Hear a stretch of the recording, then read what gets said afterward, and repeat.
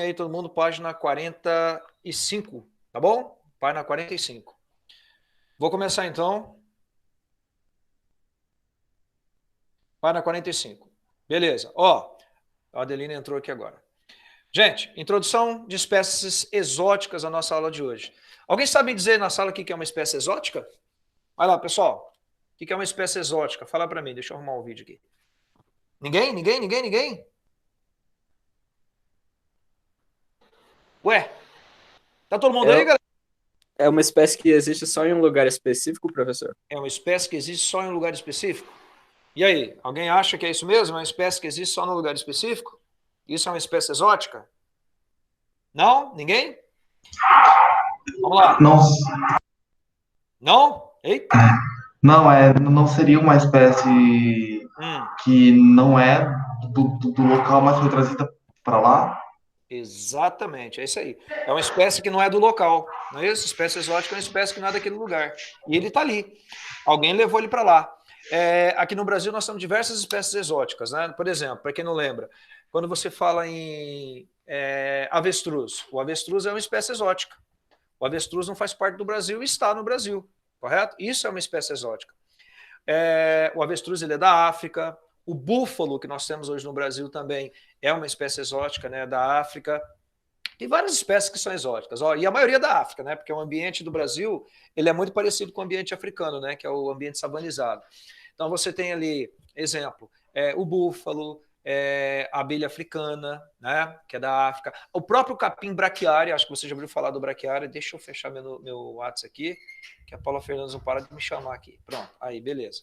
Gente, aí o que acontece? A braquiária, para quem não sabe, é de origem africana, né? Avestruz, como eu já falei para você. Então, quando a espécie não faz parte daquele lugar e está naquele lugar, é uma espécie exótica. Agora, uma coisa interessante. A espécie, quando ela chega no lugar, e começa a se reproduzir, você chama ela de espécie invasora. A espécie não é daquele lugar, mas ela está aqui, ela está se reproduzindo, é uma espécie invasora. Agora, se ela está no lugar há muitos e muitos anos, se reproduz e começa a se alastrar por uma grande área, né? Aí você já chama, e ela consegue reproduzir e ainda deixar descendentes férteis, aí você chama ela de uma espécie estabelecida. Ela é uma espécie exótica estabelecida. Ela conseguiu se estabelecer naquele lugar, correto? Então, gente, deixa eu compartilhar uma tela aqui com você agora e me chama aí, tá? Qualquer dúvida que vocês tiverem aí, vocês me chamem. Tá? Hoje a nossa aula não vai ser uma aula extensa, que eu percebi que quando a aula é muito longa, vocês vão se cansando muito, ainda mais quando ela é uma aula gravada, né? Então vamos ser bem práticos, sem correria, tá? Para que vocês se sintam bem também. Então vamos lá.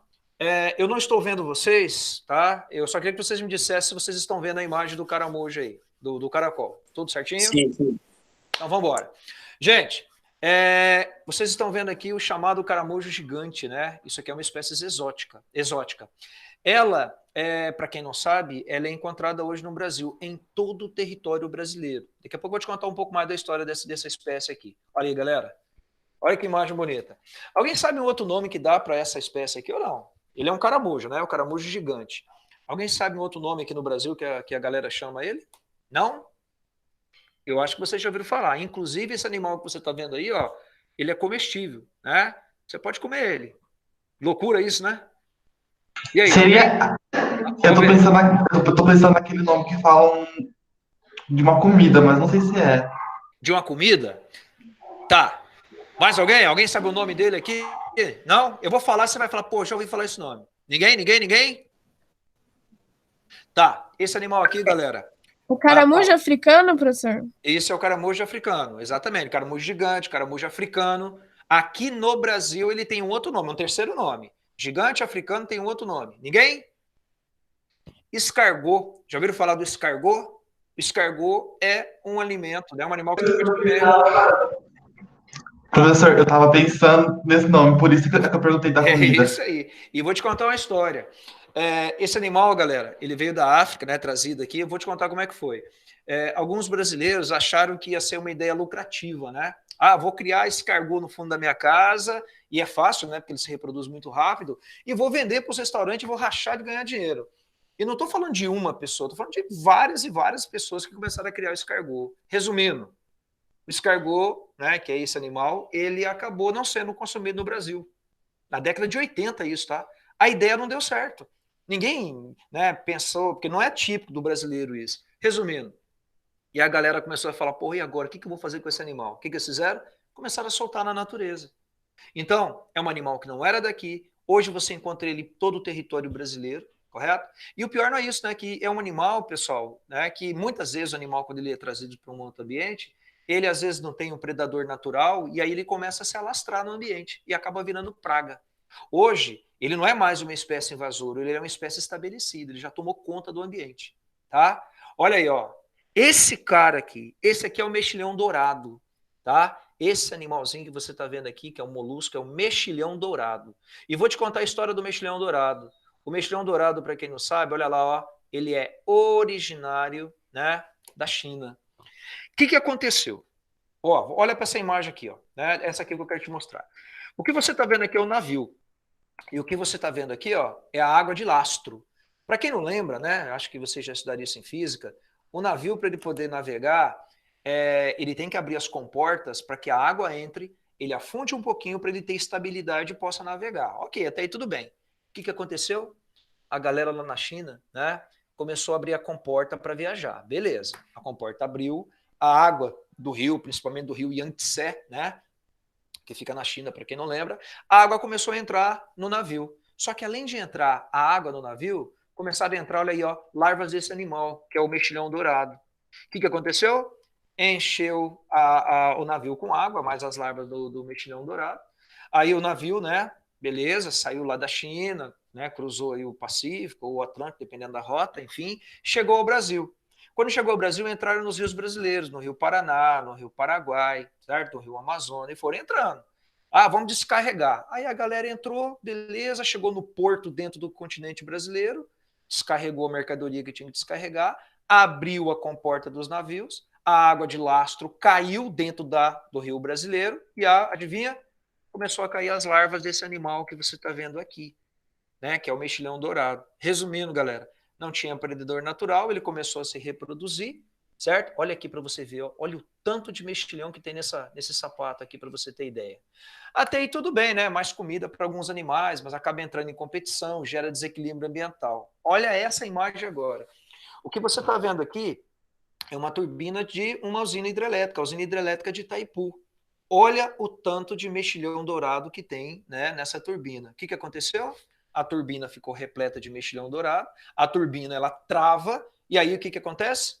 Tem que fazer essa limpeza. E o que eu estou te falando, tem uma questão aí na tua apostila que você vai ver daqui a pouquinho, né? Quando você for resolver o exercício. Gente, o gasto que a usina hidrelétrica de Itaipu tem para poder fazer a limpeza de turbinas por mês, eu estou falando por mês, ultrapassa, tá, de $1 milhão.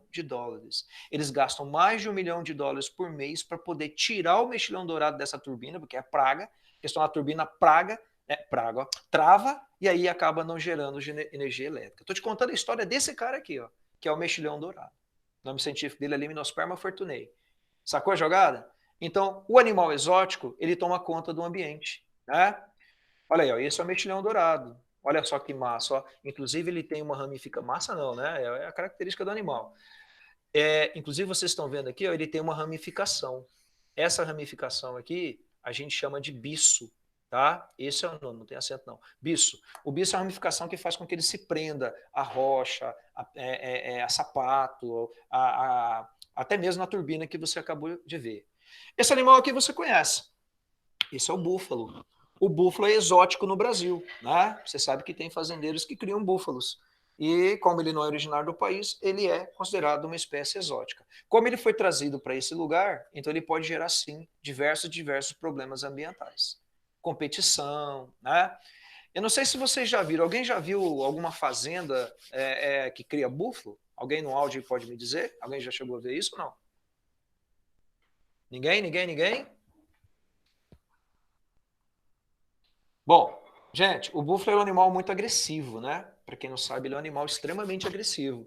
Para você ter ideia, quem cria búfalo, a própria cerca, né? Ela tem que ser uma cerca eletrificada de grande diâmetro, né? Os arames para poder suportar um animal. É um animal perigoso, é um animal agressivo, é um animal que degrada muito o ambiente, né?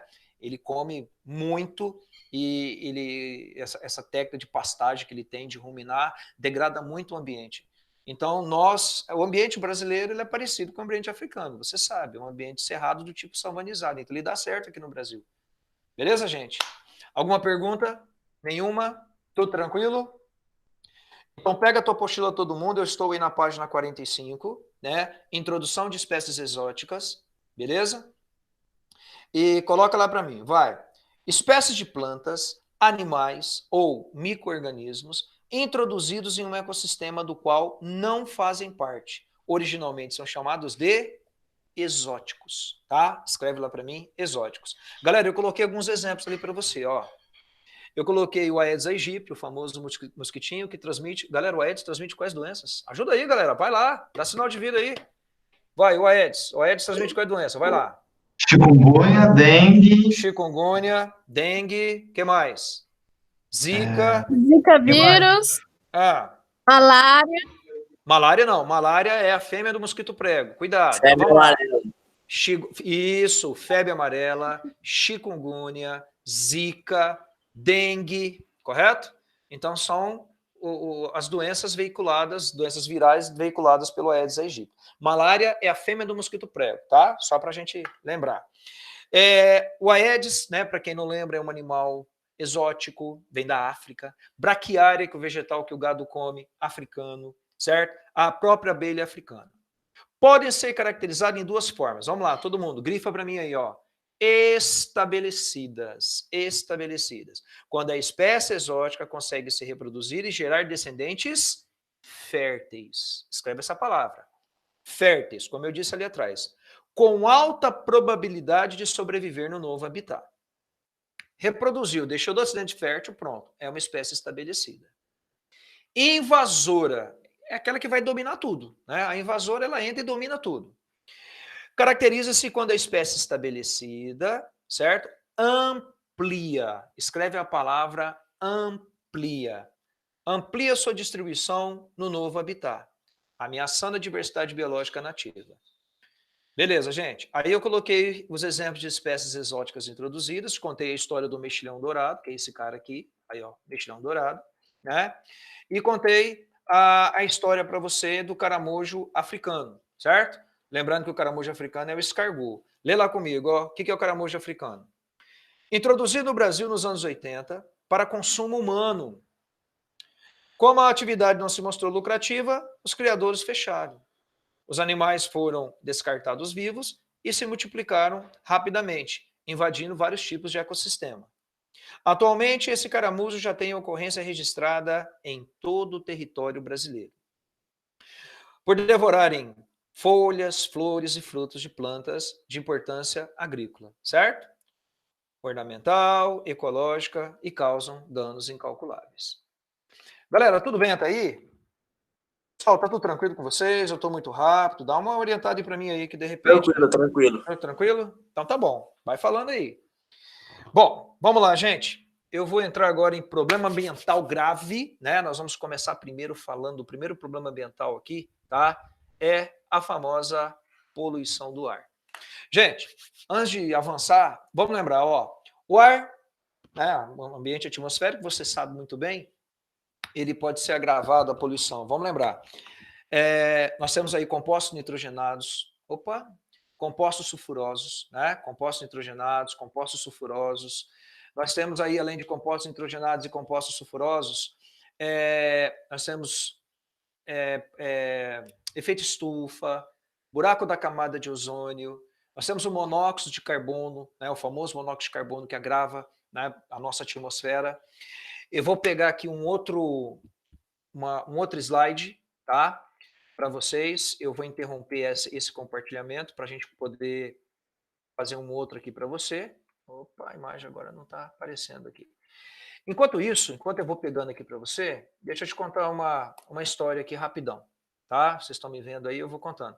Gente, vocês estão acompanhando o que está acontecendo em alguns países, né?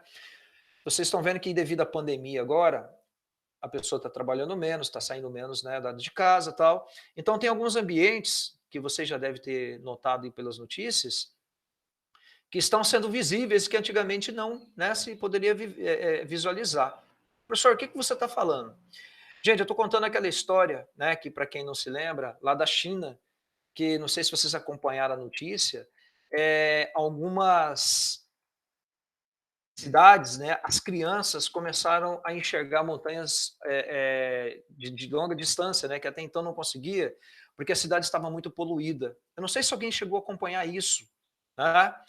Então, o que acontece? Teve uma notícia que passou esse tempo atrás no Globo, que eu estava acompanhando, né, até estava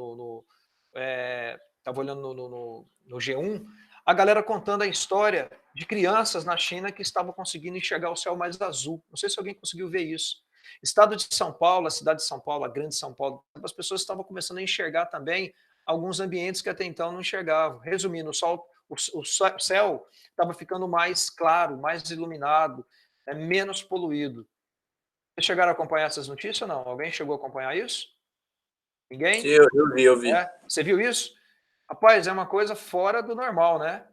E o que acontece? A gente não dá valor naquilo, né, que aparentemente que é o nosso ambiente terrestre, né, nosso ambiente atmosférico. Então, para você ver como que o homem ele está interferindo. O homem interfere muito nesse ambiente. E aí o que acontece? A ação antrópica agrava ainda mais a situação. Hoje, como a gente está saindo menos, a gente está poluindo menos. Poluindo menos, você tem um ambiente mais saudável. E aí eu estava vendo semana passada que São Paulo, a cidade de São Paulo, está começando a sair da pandemia, né, a quarentena, e muita gente está indo trabalhando e o ambiente está poluindo. Nós aqui em Campo Grande ainda temos essa felicidade, né, de termos um ambiente mais saudável. Você pode olhar para o céu agora e você está vendo, né, que nosso céu geralmente ele é um pouco mais limpo, o nosso ambiente é mais saudável. Alguém aqui do grupo conhece uma cidade do Brasil chamada Cubatão? Alguém já foi em Cubatão? Ninguém? Cubatão é considerado uma das cidades mais poluídas do Brasil. Quando você sai da cidade de São Paulo e vai para Santos, você desce uma serra chamada Serra do Mar, você passa do lado de Cubatão. Galera, uns 30 quilômetros antes de chegar em Cubatão, 30, 25 quilômetros, você já começa a perceber que o ar muda. Você começa a sentir o cheiro de gasolina, de combustível, cheiro de petróleo. Cubatão é uma cidade que armazena muito petróleo, é uma cidade poluída, ela fica ali perto do Porto de Santos. Então, a cidade tem estátuas corroídas, crianças com problemas pulmonares, idosos com problemas pulmonares. Resumindo, é uma cidade que o ambiente atmosférico é muito poluído. Não estou falando mal da cidade, não é isso. Estou te dando um exemplo. Então, nós aqui, comparado com algumas cidades do planeta, né, nós estamos numa região ainda muito beneficiada, né, em termos de ar atmosférico. Então, a nossa aula desse exato momento é poluição atmosférica. Então, eu quero que você pegue a tua apostila na página 46, correto? Grifa para mim a palavra poluições e vamos começar falando de poluição do ar. Esquece a apostila agora. Gente, um dos grandes poluentes da cidade, para quem não se lembra, é esse cara aí, ó, o famoso CO. CO, para quem não lembra, é o monóxido de carbono. O monóxido de carbono, pessoal, tá? Olha aí, ó, ele é liberado pelo escapamento de veículos automotores. E, para quem não sabe, é um gás inodoro. O que é inodoro? É um gás que não tem cheiro, certo? É um gás incolor. Nossa, professor, mas eu estou vendo uma fumaça esbranquiçada aqui. Galera, essa fumaça esbranquiçada que você está vendo aí são de outros componentes, certo? De outros componentes que são liberados pelo motor. Mas o monóxido de carbono em si, ele não tem cheiro, certo? Ele é incolor. Ele é liberado pela queima incompleta de combustíveis fósseis. E olha que interessante aqui. O monóxido de carbono, pessoal, ele tem um grave problema. Ele pode provocar morte por asfixia, tá? Aquela história, quer ver? Deixa eu te contar a história aqui rapidão, aí depois a gente continua olhando isso aqui. Imagine que você está numa garagem totalmente fechada. Imagina aquelas garagens americanas que o cara entra da garagem, a garagem é totalmente fechada, não tem janela, não tem ventilação. Aí você pega e fala, eu vou regular o motor do meu carro hoje. Imagina isso. Você está na garagem, você dá partida no seu carro, o seu carro está funcionando, o gás está sendo liberado, você está ali de boa, abre o capô do carro, vou dar uma olhada no motor e o carro está funcionando. E detalhe, você não consegue perceber o cheiro, porque o monóxido de carbono é inodoro. Aí você vai inspirando e olha o que acontece.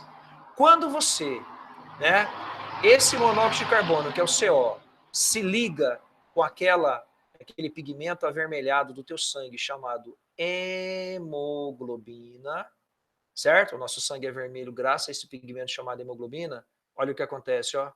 Ele forma um composto chamado carboxihemoglobina. Professor, e daí? O que tem? Esse composto chamado carboxihemoglobina, para quem não sabe, ele é um composto estável. Professor, e daí se ele é um composto estável? Significa, pessoal, desculpa, que quando ele se liga com a hemoglobina, ele não deixa a hemoglobina captar o oxigênio. Aí, se o monóxido de carbono não deixa a hemoglobina captar oxigênio, você fica com hipóxia. O que é hipóxia? Falta de oxigênio na corrente sanguínea. Você pode morrer por asfixia. E o problema não é isso. Você está ali com o teu carro está funcionando, aquela coisa toda, você não está percebendo, o som está ligado, você está dançando, está regulando o motor do carro, o carro funcionando. Aí você começa a inspirar, quando você menos espera, você cai no chão e desmaia. Às vezes não dá nem tempo de você entrar no carro e desligar o motor. E o pior, o carro continua funcionando. Você está desmaiado, continua inspirando e acaba morrendo asfixiado. E nem viu do que morreu. Pior é isso. Tá? Olha só o que acontece. Primeira coisa que acontece com a pessoa, né? Eu fiz questão de colocar isso aqui para você, para ficar mais fácil de você entender. Olha lá. Primeiro, né, em algumas situações, não são todas, em algumas situações você tem dor de cabeça, você sente náusea, dificuldade de respiração, a cachorrada tá gritando aqui, latindo. Você tem um colapso, né? Te dá tontura e aí você perde consciência. Gente, isso acontece muito, muito, muito, muito rápido. Extremamente rápido. Eu não sei se você lembra de um fato que aconteceu ano passado lá no Chile. Eu acho que você lembra que a notícia ela acabou sendo vinculada, né, no Brasil todo, no mundo todo. Uma família de brasileiros, não sei se você lembra da história, ela esteve lá no Chile, né? Estava todo mundo lá com a família, aquela coisa toda. Aí eles foram dormir, acho que era o pai, a mãe, os filhos, o cunhado, a cunhada, uma coisa assim. Estavam no hotel. Eram né, turistas brasileiros. O que aconteceu? Como é muito frio o Chile, como todo mundo sabe, lá tem muito aquecedor a gás. E aparentemente o aquecedor a gás de onde eles estavam no apartamento estava furado. E esse gás, gente, olha só que loucura, era o famoso, né, monóxido de carbono, o CO. Ah, professor, você está falando do CO2. Não, CO2 é gás carbônico, é dióxido de carbono. Eu estou falando do CO, o monóxido. O que aconteceu com a família? Eles começaram a sentir dor de cabeça, né, começaram a passar mal, todos eles, inclusive ligaram para a família deles aqui no Brasil, dizendo que estavam todos mal, deitaram, né, o ar aquecedor funcionando. Resumindo, a família inteira faleceu. Eu não sei se você lembra dessa história. Morreu pai, mãe, filhos, todos. E no outro dia, né, que daí os donos ficaram preocupados, a família não saía lá do quarto, aquela coisa toda, abriram a porta e estavam todos mortos. Então, esse é o monóxido de carbono. Acredito que muitos de vocês ouviram falar dessa história, né?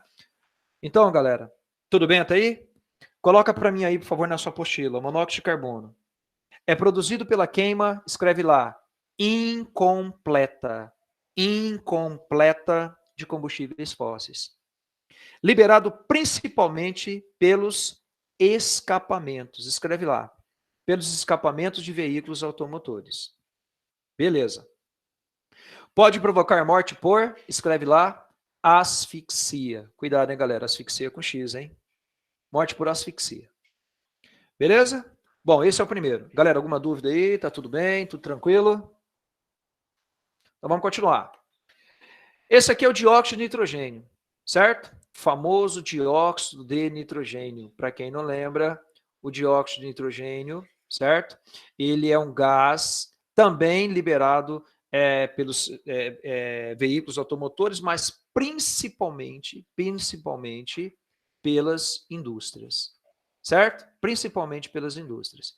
Gente, o que você está vendo aí é uma imagem de uma cidade, você pode ver que a atmosfera está meio esbranquiçada, né? Olha essa aqui também, ó.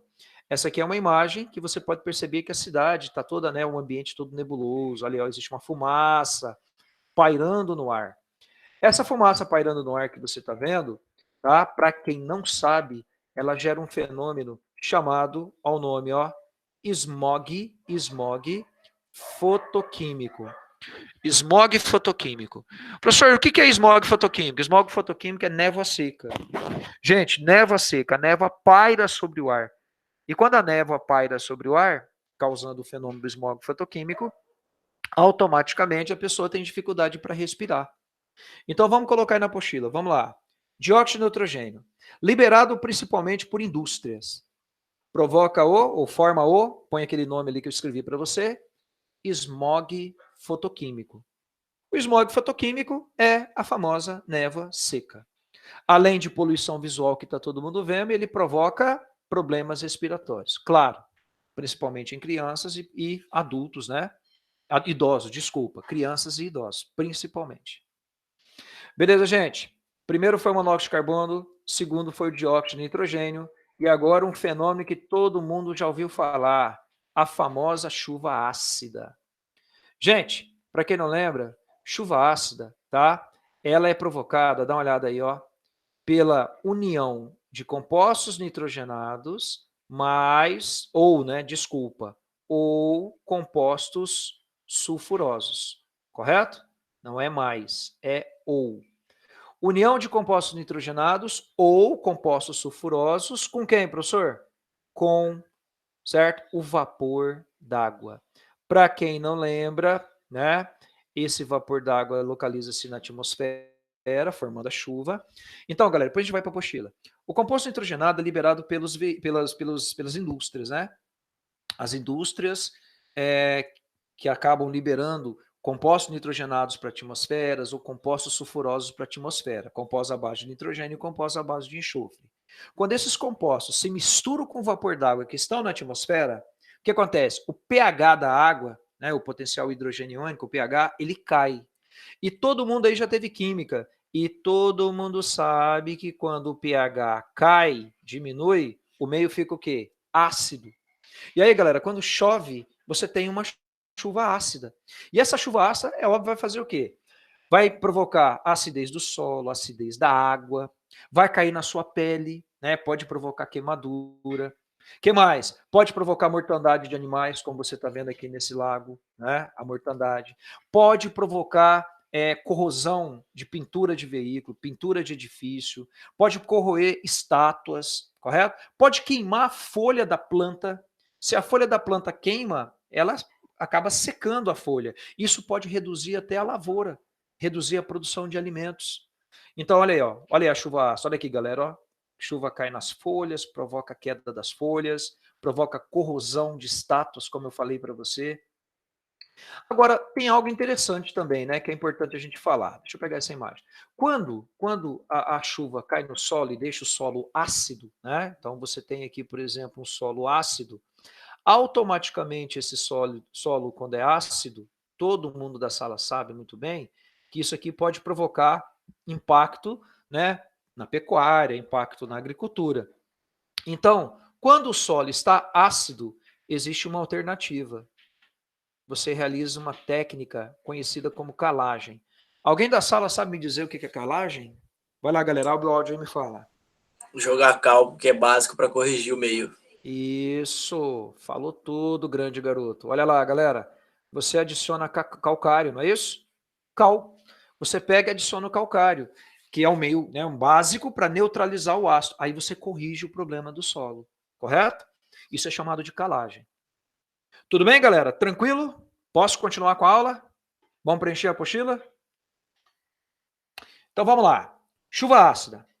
Chuva ácida é resultado da união de compostos. Escreve lá. Nitrogenados, está ali na lousa, nitrogenados ou sulfurosos.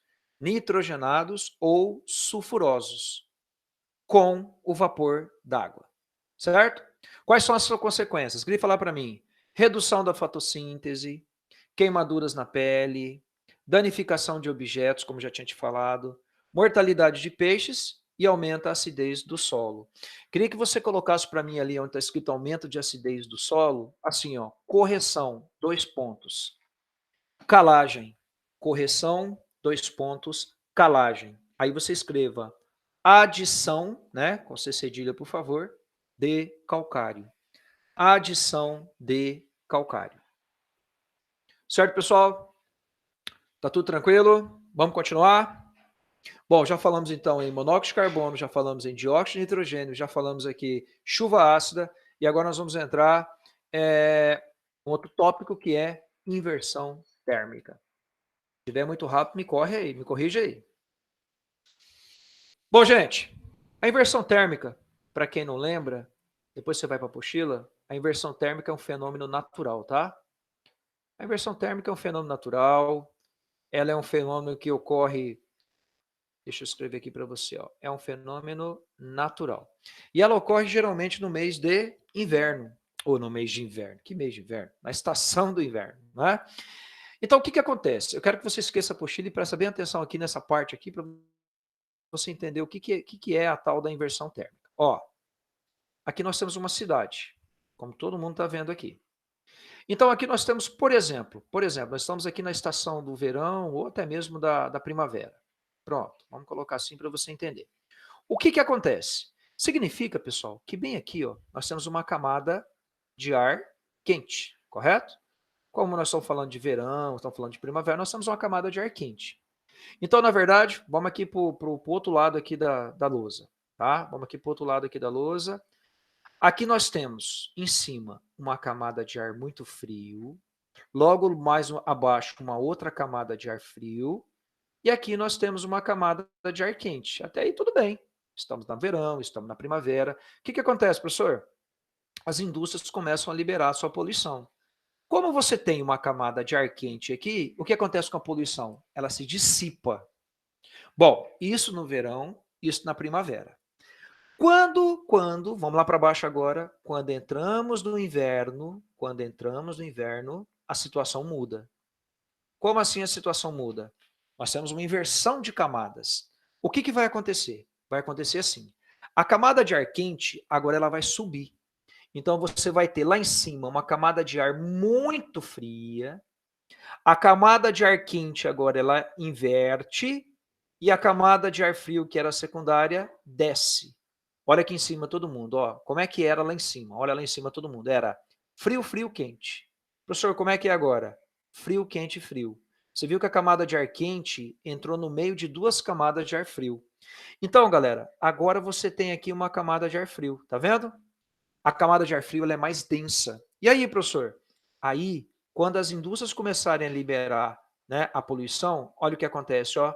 A poluição fica retida sobre a cidade. Ela não se dissipa. E aí você olha para a cidade, fica aquela sujeira, né? Aquela fumaça pairando pelo ar. Olha só essa imagem para você ver que interessante, ó. Você viu que aqui em cima está mais limpo?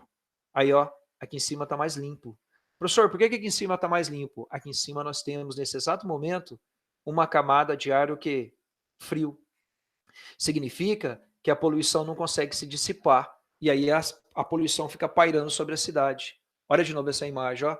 Você vê que lá em cima está mais limpo, embaixo está mais poluído. Então, isso é inversão térmica, que acontece no mês, geralmente aqui no Mato Grosso do Sul, no mês de agosto. Gente, aqui no Mato Grosso do Sul, no mês de agosto, nós temos o seguinte problema, vamos lembrar. Tá frio, né? Não que seja um problema, mas o ambiente está poluído, porque a galera no mês de agosto começa o quê? A queimadas, não é isso? Começa a queimar o pasto.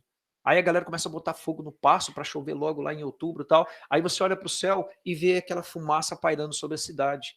A fumaça não consegue se dissipar. Isso é inversão térmica. Então, ó, eu montei esse esqueminha para te ajudar. Ó.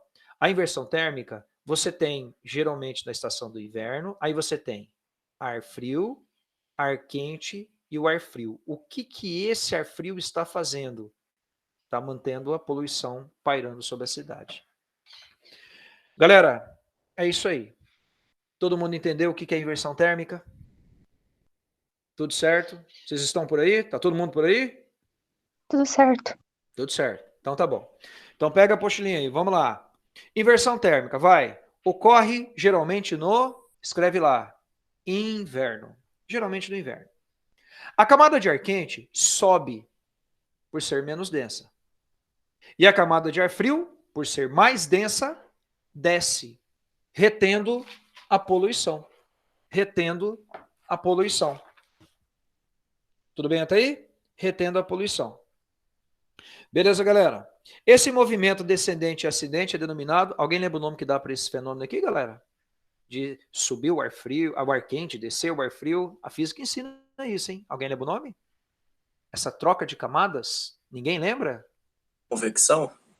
Convecção. É isso, É convecção, professor? é isso aí. Convecção.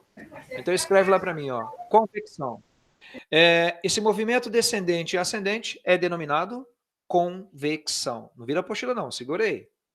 As consequências vocês já viram ali. Problema visual, problema respiratório. Galera, seria legal, embaixo dessas duas imagens que você tem na apostila aí que eu te dei, colocar esse esqueminha aí, ó. Pode ser? Vou te dar uns 2 minutinhos aí. Tenta copiar para mim esse esqueminha aí, para ficar bem legal, porque na hora de estudar vai ficar massa para vocês. Tô aqui na área, tá? É só me chamar. Deixa eu dar um tempinho para você copiar aí.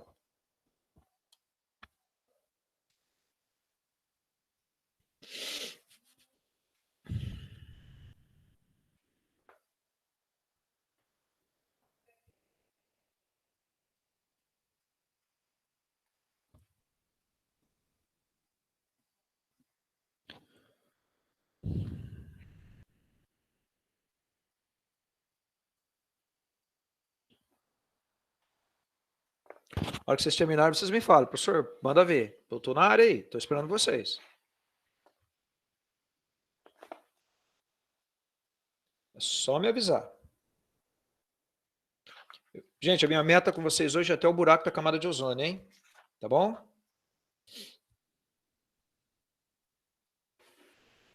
E aí, posso continuar?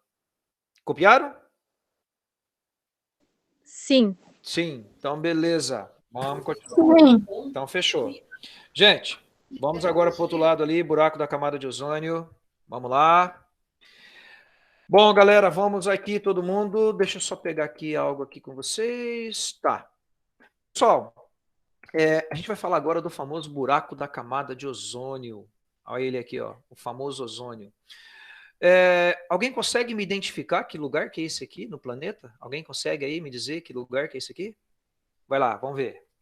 Olha direito antes de responder. Vai, que lugar que é esse aí que eu circulei no planeta? Caramba, ninguém? Antártida?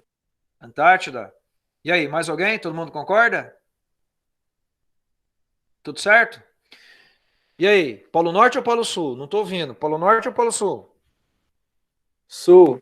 Sul. Aqui, galera, ó. Essa é a famosa América do Sul. Não é isso?